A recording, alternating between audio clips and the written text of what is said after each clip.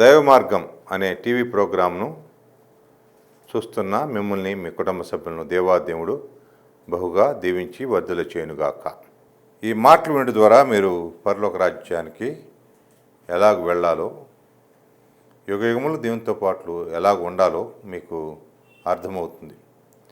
వీలున్నప్పుడల్లా ప్రతిరోజు ఈ వాక్యాన్ని మీరు వినాలని మేము కోరుతూ ఉన్నాం. వాక్యం వినుడి ద్వారా మీరు భక్తిలో పెరగవచ్చు. వాక్యం వినుడి ద్వారా దేవుని ప్రేమించేవారుగా ఉంటారు. వాక్యం వినుడి ద్వారా దేవునితో నడిచేవారుగా ఉంటారు. కాబట్టి వీలున్నప్పుడల్లా వాక్యాన్ని విని మేలు పొందమని కోరుతూ ఉన్నాం.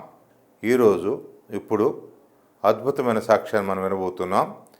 ఈ వ్యక్తి అనేకులను చంపిన తర్వాత దేవుని మాటలు విని దేవుని తట్టు ఆకర్షించబడి దేవుని సన్నిధిలో తన పాపాలు ఒప్పుకొని పాప క్షమాపణ పొంది ఈరోజు సంతోషంగా సమాధానంగా ఉంటూ ఉన్నాడు. ఆ మాట మనం ఇప్పుడు విందాం. నా పేరు తెలుగు రాముడండి. కర్నూలు జిల్లా, కర్నూలు మండలం, ఎదురూరు గ్రామం. ఒక హిందూ కుటుంబంలో నేను జన్మించిన వాడిని, రైతు పని చేసేవాడిని. రైతు పని చేసుకుంటా 1981లో నేను తాగడము అలవాటయ్యానండి. మేము 6 అన్నదమ్ములము, 2 చెల్లెళ్ళు, నాకు 4 కూతురులు. తాగడం అలవాటయ్యానండి. బాగా తాగేవాడిని. ఒక రోజుకు వచ్చేసి ఒక 5-6 ఫుల్ బాటలైనా తాగేవాడిని. 5 లీటర్ల సారాయినా కూడా నేను తాగేవాడిని. తాగుతూ చిన్నగా మనుషులను చంపడానికి నేను అలవాటయ్యానండి. ఒకసారి ఒక కర్నూలులో మధ్యాహ్నం 12 గంటల టైంలో ఒక మనిషిని చంపాలని అక్కడ కాపలా కాసుకొని ఆయనని పట్టుకొని భయంకరంగా కత్తి తీసుకొని చంపానండి. ఆయన చనిపోయినాడని వదిలిపెట్టాను. కొద్ది దూరం పోయిన తరువాత ఆయన లేచి కూర్చొని ఉన్నాడు. ఈయన బ్రతకకూడదని ఆయన తల కూడా తీసేసానండి. అప్పుడు పోలీసు వారు వచ్చి నన్ను పట్టుకొని పోయి పోలీస్ స్టేషన్లో కాళ్ళు చేతులు కట్టేసి పైకి వేలాడదీసి 10 మంది పోలీసు వారు లాఠీలతో కొట్టేవారండి. ఒక 10 నిమిషాలు గ్యాప్ ఇస్తారు, ఒక గ్లాసు మంచినీళ్ళు తాపిస్తారు, మరి కొడుతూ ఉంటారు. చేతుల్లో కాళ్ళ నుండి రక్తము వచ్చేసేది. బట్టలన్నీ కూడా విడిపించి పోలీస్ లాకప్లో నన్ను వేసేవారు. మరి బెయిల్ పైన బయటకు వచ్చేవాడిని. మళ్ళీ బయటకు వచ్చిన తర్వాత కూడా కర్నూలులో బాగా బెదిరించేవాడిని అండి. ఏ బార్ లేకపోతే కూడా ఎవరు డబ్బులు అడగకూడదండి. ఏ హోటల్లో భోంచేస్తే కూడా ఎవరు డబ్బులు కూడా అడగకూడదు. అంత భయంకరంగా నేను అందరిని హింసించేవాడిని అండి. ఎవరికి భయపడేవాడిని కాదు. ఏ సువార్త చెప్తే కూడా వినేవాడిని నేను కాదండి. మేము హిందువుల దేవతలను పూజించేవారము, హిందూ మతము మేము ఉండేవారము. యేసు ప్రభు గురించి కూడా ఎవరైనా చెప్తే కూడా నేను ఎంత మాత్రము వినేవాడిని కాదండి. మనుషులను చంపినప్పుడు అడవి ప్రాంతంలో ఉండేది. మేమే పోలీసు వారికి దొరకకుండా మేమేమన్నా తినాలనుకుంటే గొర్రెల కాసే వాళ్ళని బెదిరించి ఆ పొట్టేనటువంటి పట్టుకొని వచ్చి కోసి పచ్చి మాంసం తిని అడవులలో సమాధుల నివాసము చేసేవాడిని. ఒకసారి ఒక కేసులో ఆయన సాక్ష్యం ఉన్నాడు. ఆయన సంపాలని చాలా ప్రయత్నం చేశాము. ఆయన మా చేతికి దొరికాడు. అప్పుడు ఆయన పట్టుకొని పోయి ఆయన కాళ్ళు చేతులు నరికి, ఆయన తల నరికి ఒక సంచిలో మూటగట్టి కూడా ఒక నదిలో కూడా పారవేశామండి. అపోస్తుల కార్యము 9వ అధ్యాయము 1వ వచనం చదువుకుందామండి. సౌలు ఇంక ప్రభు ఒక శిశువులను బెదిరించుటయు హత్య చేయుటకు తనకి ప్రాణదానమైనట్టు. నాకు ఎవరు ₹1 డబ్బులు అవ్వాల్సిన అవసరం కూడా లేదండి. ఒక కోటరు తాగితే కూడా నేను మనుషులను చంపేవాడిని. చాలామందిని చంపాను, చాలామందిని కూడా హింసించాను. ఎన్నో ఘోరమైన పాపాలు నేను చేశానండి. చేస్తూ ఉంటే కూడా మా నాన్న కూడా ఆత్మహత్య చేసుకొని మందు తాగి కూడా చనిపోయాడు. ఎవరు చెప్తే కూడా నేను వినటము లేదు. బాంబులు చంపాను, కత్తులతో పొడి చంపాను, వేట కొడవలతో చంపాను, ఎన్నో తలలు తీశానండి. ఎన్నోసార్లు పోలీసు వారితో కూడా తన్నలు తిన్నాను. 2002లో నాకు శిక్ష పడిందండి. శిక్ష పడితే కడప సెంట్రల్ జైలుకి తీసుకొని పోయారు. ఆ కడప సెంట్రల్ జైలు అంటే చాలా పెద్ద జైలు. వాళ్ళు చెప్పిన పనే చేయాలి, వాళ్ళు ఇచ్చిన వస్త్రములు వేసుకునాలి, వాళ్ళు పెట్టిన అన్నమే తినాలి. బయటి ప్రపంచం ఇక ఏది కూడా కనిపేదండి. ఆ కడప సెంట్రల్ జైల్లో నన్ను తీసుకుపోయి వేశారు. నేను ఆత్మహత్య చేసుకొని చనిపోవాలని చూస్తున్నా. నాకు భయం పుట్టుకొస్తూ ఉంది. భార్య బిడ్డలు గుర్తుకొస్తూ ఉన్నారు. నేను చేసిన పాపం నా కళ్ళెదుట కనిపిస్తూ ఉంది, నాకు భయం పుట్టుకొస్తుంది, నిద్ర రావటము లేదండి. ఆ కడప సెంట్రల్ జైలునే 2002లో నాకు శిక్ష పడింది. ఆ కడప సెంట్రల్ జైలు ఒక ఖైదీ నాకు పరిచయమయ్యాడు. ఆయన పరిచయమై, అన్న రామన్న ఎందుకు దిగులు చేస్తున్నావయ్యా, నువ్వు ఎందుకు భయపడుతున్నావంటే నా పరిస్థితి అంతా కూడా ఆయనకు చెప్పేశాను. నువ్వే భయపడాల్సిన అవసరం లేదన్నా. అన్న రామన్న, యేసు ప్రభు నమ్ముకో, దేవుడు నీ పాపములు క్షమిస్తాడు, దేవుడు నీకు జైలుకు విడుదల చేస్తాడని బైబిల్ గురించిన కొన్ని వాక్యాలు ఆయన చదివించాడండి. ఆ లూకా సువార్త 23వ అధ్యాయము 34వ వచనము చదువుకున్నామండి. యేసు, తండ్రి వీరేమి చేస్తున్నారు గనక వీరిని క్షమించుము. 40వ వచనము, అయితే రెండోవాడు వాని గద్దించి, నువ్వు ఇదే శిక్షలో ఉన్నావు కనుక దేవునికి భయపడవా. ఆ వాక్యం చదివించాడండి. దేవునికి భయపడాను, ఈ లోకంలో నేను ఎవరు కూడా భయపడలేదు. యేసు ప్రభు వారిని 2 దొంగలు సిలువేస్తే ఒక దొంగ ఏమంటున్నాడు, నువ్వు దేవునికి భయపడవా. మనం చేసిన దానికి తగిన ఫలం పొందుతున్నాము, కానీ ఆయన ఏ నేరము చేయలేదని చెప్పి, యేసయ్యా నీ రాజ్యంలోనికి వచ్చినప్పుడు నన్ను జ్ఞాపకము చేసుకుంటే, ఆ మాటకి యేసు ప్రభు వారు ఏమన్నారు, నేడే నువ్వు నాతో కూడా పరదేశంలో ఉందని నీతో నిశ్చయముగా నేను చెప్పుచున్నాను. ఆ వాక్యం ద్వారా యేసుక్రీస్తు ప్రభును నా సొంత రక్షకునిగా నేను అంగీకరించానండి. ఒక ఖైదీ ద్వారా నేను రక్షింపబడాను. బయట ఎంతోమంది పాస్టర్లు చెప్పారు, ఎంతోమంది సేవకులు చెప్పారు, కానీ ఎవరు చెప్తే నేను వినటము లేదు. ఒక తోటి ఖైదీ అనక కడప సెంట్రల్ జైల్లో ఆయన ఆ వాక్యం చెప్పి నా కొరకు ఆయన ప్రేయరు చేశాడండి. ఆయన ప్రేయర్ చేస్తామంటే నాకు ప్రేయర్ చేయడానికి కూడా తెలియదండి. ప్రభా యేసయ్యా నీ పాపం చేశానయ్యా, నా పాపం క్షమించు ప్రభా, యేసయ్యా ఇంకా మీదట చేయను ప్రభా అని నేను చేసిన తప్పులన్నీ కూడా యేసుక్రీస్తు ప్రభు ఎదుట ఒప్పుకున్నానండి. ఆ కడప సెంట్రల్ జైలు అనే ఒక చర్చి కూడా ఉన్నది. అక్కడ ప్రార్థనకు పోయేవాడిని. ఆ ఖైదీ నాకు ఒక బైబిల్ కూడా ఇచ్చాడు. దేవుడు నాతో మాట్లాడుతున్నాడు, నాకు మొరపెట్టుము, నీకు నేను ఉత్తరము ఇస్తా. కీర్తన 91వ అధ్యాయము 15వ వచనం చదువుకుందాము. నాకు మొరపెట్టండి, నీకు నేను ఉత్తరము ఇస్తా, శ్రమలో నీకు నేను తోడై ఉంటా, నిన్ను విడిపించి నేను గొప్పగా చేస్తా అని యేసుక్రీస్తు ప్రభువారు నాతో వాక్యం ద్వారా మాట్లాడుతున్నాడు. నా పైన చాలా కేసులు ఉన్నవి, బయటకు వచ్చే పరిస్థితులే లేవండి. నాకు ఎవరు కూడా లాయర్ కూడా లేరు. కోర్టుకు వచ్చినప్పుడంతా నేను బైబుల్ తీసుకొని వచ్చేవాడిని. పోలీసు వాళ్ళు చూసి, ఏమయ్యా రాముడు చేత బైబుల్ పట్టినావంటే, అవును సార్, నేను యేసు ప్రభు నమ్మకుండా ఇక మీదట అటువంటి పనులు నేను చేయను సార్ అంటే, నా చేతికి వాళ్ళ సంఖ్యలు వేయకుండా కోర్టుకి తీసుకొని వచ్చేవారండి. కోర్టు దగ్గరికి వచ్చాను. నా భార్య బిడ్డలు చూడక 1 సంవత్సరం అయింది, వాళ్ళని చూడలేదు. వాళ్ళని చూస్తూ ఉంటే నాకు భయం వేస్తూ ఉందండి. అన్నము లేక బట్టలు లేక అనాథులు అయ్యారు. తల్లిదండ్రులు చేసిన పాపం ఎవరి మీదకి వస్తుంది? పిల్లల మీదకి వస్తుంది. నేను చేసిన పాపం ఎవరి మీదకి వచ్చేసింది? నా పిల్లల మీదకి, నా భార్య మీదకి వచ్చేసింది. అక్కడ వాళ్ళని చూస్తూ ఉంటే భయం వేస్తూ ఉంది. కోర్టులోకి పిలిచారు. మళ్ళొక 15 రోజులకు వాయిదా వేశారండి. ఆ వాయిదా అయిపోయిన తర్వాత నన్ను తీసుకుపోయి మళ్ళీ కడప సెంట్రల్ జైల్లోనే వదిలేస్తారు. నా పిల్లలు అడుగుతున్నారు, నాన్న యేసు ప్రభు విడిపిస్తా అంటున్నావు కదా నాన్న, యేసు ప్రభు ఎట్టు విడిపిస్తానన్నా అంటే, ఆయన నశించిన దాన్ని వెతికి రక్షించడానికి ఈ లోకానికి వచ్చాడు, ఆయన శిక్షించడానికి ఈ లోకానికి రాలేదమ్మా. మీరు కూడా ప్రార్థనకి పోనమ్మా, మీరు కూడా దేవుని నమ్ముకున్నామా నా భార్య బిడ్డలకు చెప్పేవాడిని. ఎందుకంటే అన్నం లేక వాళ్ళు చాలా కష్టాలు పడుతున్నారు. నా భార్య ఏం చేసినది, ఒకసారి ఆకలి తట్టుకోలేక సొంతం వాళ్ళ అక్క ఊరికి వెళ్ళింది.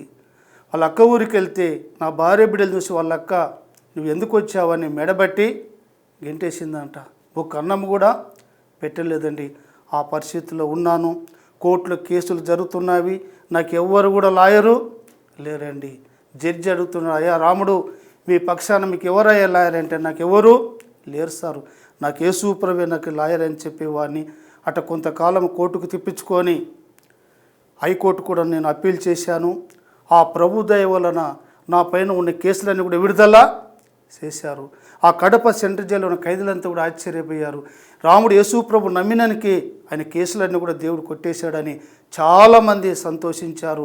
ఆ చెరసాల నాయకుడు కూడా, అయ్యా రాముడు నీ కేసులన్నీ కూడా అయిపోయాయి, మీరు వెళ్ళిపోవచ్చని ఆయన కూడా చెరసాల నాయకుడు చెప్పాడు. హల్లెలూయా. 2002లో నేను కడప సెంట్రల్ జైలుకి పోయాను. 2004లో నన్ను దేవుడు విడుదల చేశాడండి. హల్లెలూయా. ఆయన పేరు పెట్టినని పిలిచాడు.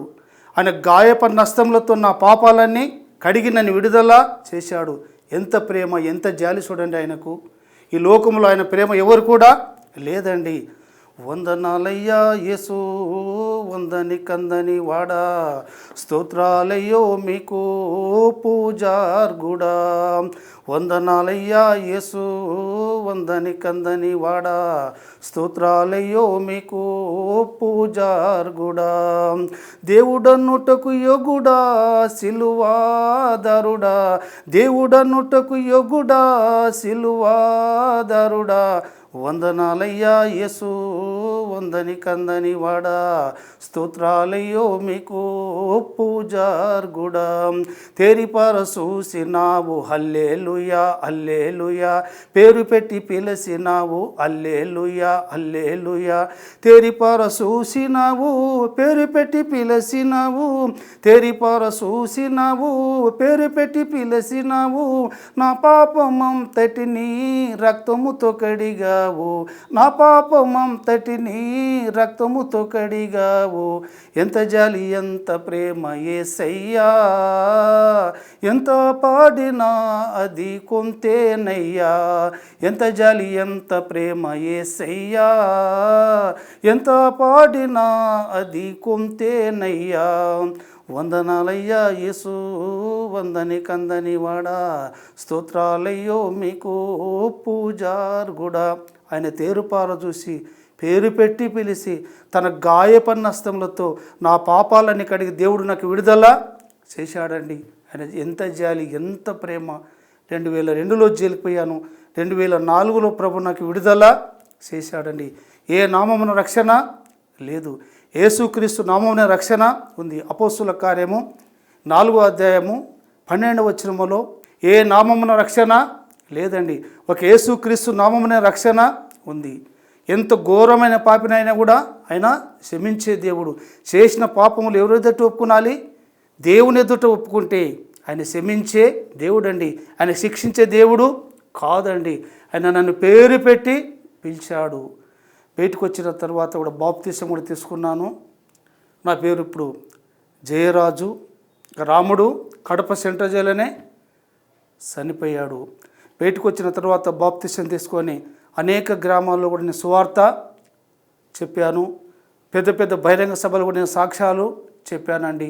అప్పుడు ఎంత తాగినా, ఎంత తిండి తిన్నా, ఎంత డబ్బున్నా నాకు మనశ్శాంతి ఉండేది కాదండి.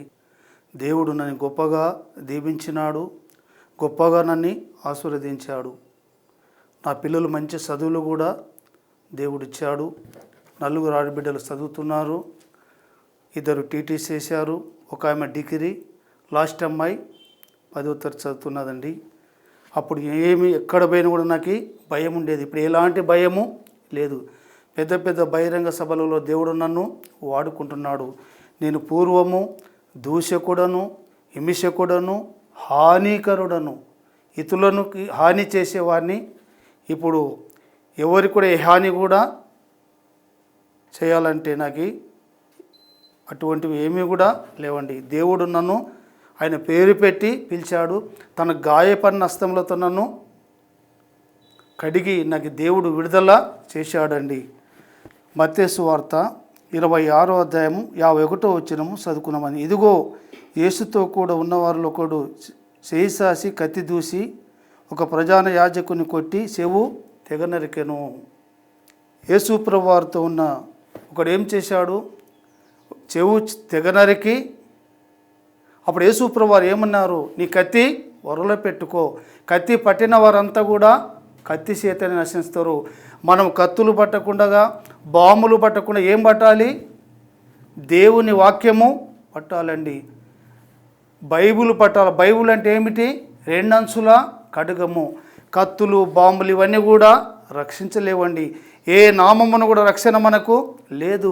ఆయన నామమునే మనకు రక్షణ ఉంది. కత్తులు పట్టకుండా, బాంబులు పట్టకుండా మనం ఏం పట్టాలి? బైబుల్ పట్టాలి. నన్ను మార్చిన దేవుడు మిమ్మల్ని కూడా మార్చడండి. ఇంతవరకు నా సాక్ష్యం విన్నవారు ఈ టీవీ ప్రోగ్రాములో ఎవరైనా నాలాంటి తాగుబోతులు కానీ, ఇట్లాంటి హంతకులు కానీ ఎవరన్నా ఉంటే యేసుక్రీస్తు ప్రభుని నమ్ముకోండి. యేసు ప్రభు వారందరికీ దేవుడు, ఏ కులమతానికైనా కాదు. యేసు ప్రభు వారు ఏమన్నారు? నేనే మార్గము, నేనే సత్యము, నేనే జీవము. నశించిన దాన్ని వెతికి రక్షించడానికి ప్రభు ఈ లోకానికి వచ్చాడండి. అని ఏ పాపము కూడా చేయలేదు. మనం చేసిన పాపములకే, మనం ఈ చేతులతో పాపం చేస్తే యేసు ప్రభు వారు చిన్న చేతులకు ఏం కొట్టారండి? మేకులు కొట్టబడారు. మనం ఈ కాళ్ళతో పాపం చేస్తే యేసుక్రీస్తు ప్రభు ఆయన చిన్న పాదములకు ఏం కొట్టారు? మేకులు కొట్టబడారు. మన హృదయంతో పాపం చేస్తే యేసు ప్రభు వారు డొక్కకి ఏమితో పొడిచారు? మరే బల్లెములతో పొడిచారు. మన తలతో పాపం చేస్తే యేసుక్రీస్తు ప్రభు వారు చిన్న తలకు ముళ్ళ కిరీటము అమరించారండి. ఆయన అన్ని చేస్తుంటే కూడా ఏమన్నాడు? తండ్రి వీరేమో చేస్తున్నారు, వీరిని క్షమించుమని చెప్పాడు. ఆయన మన కొరకు ప్రాణం పెట్టాడు. ఆయన తిరిగి చనిపోయి లేచాడు. ఈ ప్రపంచంలో ఎవరు కూడా చనిపోయి తిరిగి లేవలేదండి. ఒక యేసుక్రీస్తు ప్రభువారే ఆయన చనిపోయి మరి తిరిగి లేచాడు.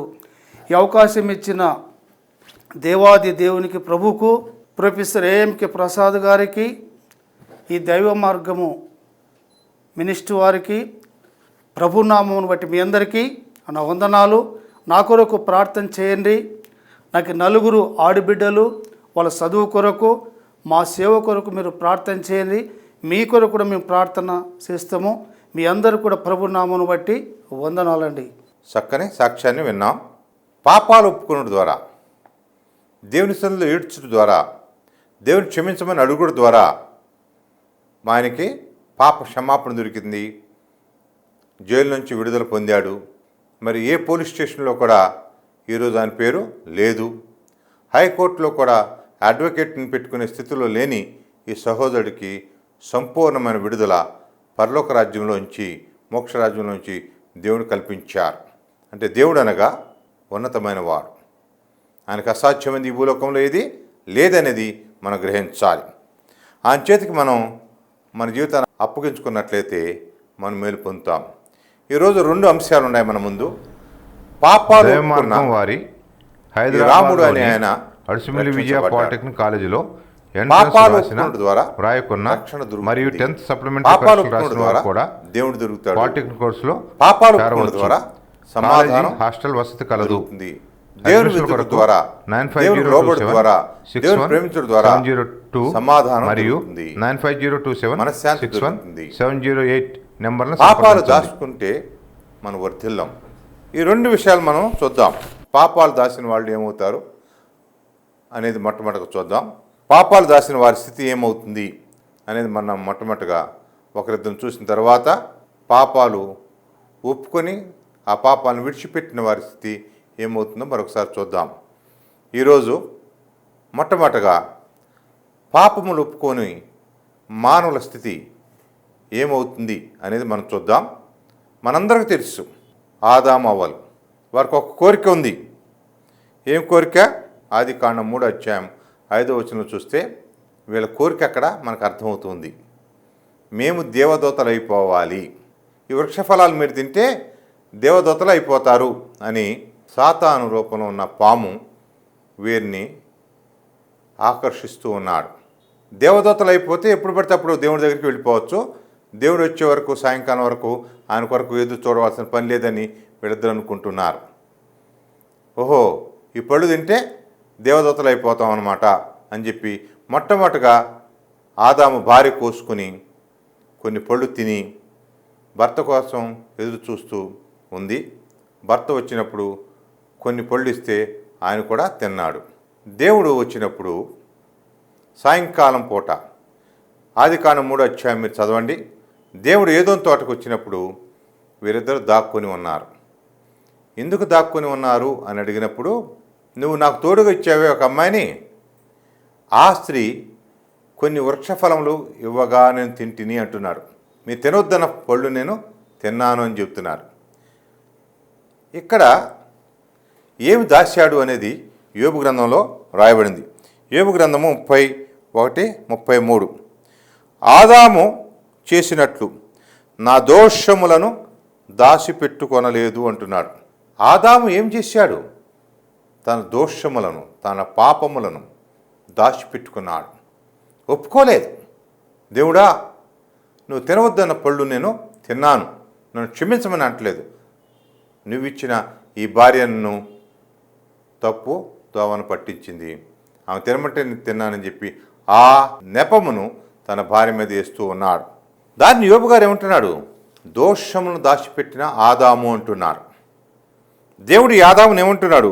యెషయా గ్రంథము 43:27లో మీ మూల పితరుడు పాపి అంటున్నాడు. మన మూల పితరుడు ఎవరు? ఆదాం.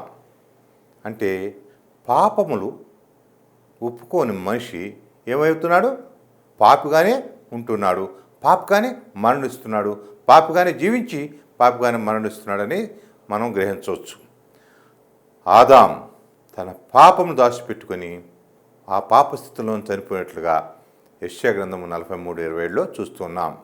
రాజైన సౌలు అమాలేకీయుల యొక్క వస్తువుల్ని సర్వనాశనం చేయమని చెప్తే బలహీనమైన వాటిని వధించి బలమైన శ్రేష్టమైన వాటిని దాచిపెట్టుకున్న సౌలు, ఆయనతో ఉన్న సైన్యం సమూయేలు అడుగుతున్నప్పుడు నీ దేవుని కొరకు నేను దాచాను అంటున్నాడు. అబద్ధం చెబుతున్నాడు. దేవుని యొక్క ఆజ్ఞను నెరవేర్చని సౌలు, అంటే దేవుని ఆజ్ఞను మీరిన వారు ఈ భూలోకంలో పాపంలో నుండి పాపంలో చనిపోయినట్లుగా మనం చూస్తున్నాం. ఆదాము అలాగే జీవించాడు, అలాగే చనిపోయాడు. రాజైన సౌలు అలాగే జీవించి అలాగే చనిపోయాడు. అంటే పాపమును దాచిపెట్టుకున్న వారు, పాపమును ఒప్పుకోని వారు, దేవుని వైపు చూడని వారు, దేవుని గణపరచిన వారు, వీరిద్దరు కూడా అటువంటి వారే. మరి పాపను ఒప్పుకున్న వారు ఏమవుతారు? ఈ భూలోకంలో దీవెన పొందుతారు, పాప క్షమాపణ పొందుతారు, రక్షణ వారికి తిరిగి దొరుకుతుంది. సమూయేలు 2వ గ్రంథం 11వ అధ్యాయం 3వ వచనం నుంచి చూస్తే దావీదు ఏరి కోరి బత్షెబా, ఉరియా భార్య అయిన బత్షెబాను పిలిపించుకొని ఆమెతో సేనించినట్లుగా చూస్తున్నాం. గొప్ప భక్తుడు, దివారాత్రులు దేవుని సన్నిధిలో ఏడ్చినవాడు, సౌలుతో యుద్ధం చేసినప్పుడు ఎక్కువగా దేవునితో తన జీవితాన్ని గడిపినవాడు, ఈరోజు శరీరాశకు లోబడిపోయి శరీరాశకు బలహీనుడిగా మనం చూస్తున్నాం. అంతేకాదు బత్షెబా భర్త అయిన ఉరియాను చంపినట్లుగా అదే అధ్యాయం మనం చూస్తున్నాం. అక్కడ వ్యభిచారి అయ్యాడు, ఇక్కడ ఆమె భర్తను చంపిన నరహంతకుడు అయిపోయాడు. అతను నేల మీద పడుకుని దేవుని సన్నిధిలో ఉపవాసం ఉండి నన్ను క్షమించమని అడుగుతూ ఉన్నాడు, ఏడుస్తూ ఉన్నాడు. ఎవరో? దావీదు. నేను చేసిన పాపములను క్షమించుము అంటున్నాడు. కీర్తనలు ఏమంటున్నాడంటే 51వ కీర్తన 2వ వచనం, నా దోషములు పోవునట్లు నన్ను బావుగా కడుగుము అంటున్నాడు. నా దోషములు పోవునట్లుగా నన్ను నువ్వే కడగాలని దేవుని సన్నిధిలో మొరపెడుతూ ఉన్నాడు. ఉపవాసం ఉండి మొరపెడుతూ ఉన్నాడు, ఉపవాసం ఉండి ఏడుస్తూ ఉన్నాడు. ఇంకా చూస్తే నా పాపం పోవునట్లుగా నన్ను పవిత్రపరచుము, నా దోషాలు తీసివేయి, నా పాపాలని క్షమించు అని ఏడుస్తున్నట్టుగా మనం చూస్తూ ఉన్నాం. 51:7లో నా పాపమును పరిహరించుము, ఆ అధికారం నీకున్నది, ఆ శక్తి నీకున్నది, నన్ను జ్ఞాపం చేసుకో, నా పాపమును పరిహరింపుము, క్షమించుము, మరెన్నడూ దాన్ని జ్ఞాపం చేసుకోకు అని చెప్పి ఏడుస్తూ ఉన్నాడు. 51:9లో కీర్తన 51:9లో నా దోషములన్నిటినీ తుడిచివేయము, నేను ఎన్ని దోషాలతో చేశానో, బత్షెబా విషయములో, ఉరియా విషయములో ఎన్ని దోషాలతో చేశానో, నా దోషాలన్నిటిని కూడా దయచేసి తుడిచివేయండి అని అడుగుతున్నాడు. 51:11లో నీ సన్నిధిలోంచి నన్ను త్రోసివేయకుము అంటున్నాడు. దేవా, నా సృష్టికర్త, నీ సన్నిధిలోంచి దయచేసి నన్ను త్రోసివేయకండి అని ఏడుస్తూ ఉన్నాడు. ఎంత ఒప్పుకోలు మనం చూస్తున్నాం. పాపముల గురించిన ఒప్పుకోలు, దోషముల గురించిన ఒప్పుకోలు, పాపం గురించిన క్షమాపణ కలిగిన మనసు, క్షమించమని అడిగే మనసు, దోషముల గురించి క్షమించమని అడిగే మనసు దావీదులో చూస్తున్నాం. నీ సన్నిధిలో నన్ను త్రోసివేయకు. ప్రభువా, ఎంత శిక్షనైనా విధించు కానీ నన్ను మీ సన్నిధిలోంచి నన్ను త్రోసివేయకు. దావీదు చేసిన ప్రార్థనను, కన్నీటి ప్రార్థనను దేవుడు ఆలకించాడు. అతను క్షమించాడు. ఆయన దోషాలను క్షమించాడు. ఆయన పాపాలను క్షమించాడు. ఆయన్ని తన సన్నిధిలోంచి తోసివేయలేదు. దేవుని యొక్క ఆత్మను ఆయన తీసివేయలేదు. పాప క్షమాపణ పొందిన తర్వాత దేవుని కొరకు బ్రతికిన వాడు దావీదు. అనుక్షణం నన్ను క్షమించు, నన్ను ఆదరించు, నన్ను త్రోసివేయకు అని దేవుని సన్నిధిలో విజ్ఞాపన చేస్తూ ముందుకు సాగినవాడు దావీదు. ఆయన ముదిమ వయస్సులో దేవుడు ఐశ్వర్య ప్రభావంతో ఆయన నింపినట్లుగా చూస్తున్నాం. మత్తయి సువార్త 1వ అధ్యాయం 1వ వచనములో అబ్రహాము కుమారుడైన దావీదు కుమారుడైన యేసుక్రీస్తు వంశావళి అని రాయబడింది. అబ్రహాము విశ్వాసుల తండ్రి. దావీదు పూర్ణ హృదయంతో, పూర్ణ ఆత్మతో, పూర్ణ శక్తితో ఈ భూలోకములో దేవునితో నడిచిన వాడు దావీదు కనుక యేసుక్రీస్తు వంశావళిలో ప్రముఖమైన స్థానములో దావీదు పేరు లిఖించబడింది. దావీదును దేవుడు ఎంతగా ప్రేమించాడంటే యెరూషలేములో అతని రాజ్యం ఉండాలని దేవుడు కోరుకున్నాడు. యెరూషలేములో దావీదు వంశం యొక్క రాజ్యం ఉండాలని కోరుకున్నాడు. ఆ రాజ్యమే ప్రభువైన యేసుక్రీస్తు రాజ్యం. నిరంతరం ఉండే రాజ్యం, శాంతి సమాధానం కలిగించే రాజ్యం, విడుదల కలిగజేసే రాజ్యం, విడుదల పొందిన వారిని పరలోక రాజ్యం చేర్చే రాజ్యం. ఆయన వచ్చినప్పుడు మనం తీసుకుని వెళ్ళిపోయే కృపగలిగిన కృపారాజ్యం. యుగయుగములు ఆయనతో పాటు ఉండే ఆ రాజ్యాన్ని మనం చేరబోతున్నాం.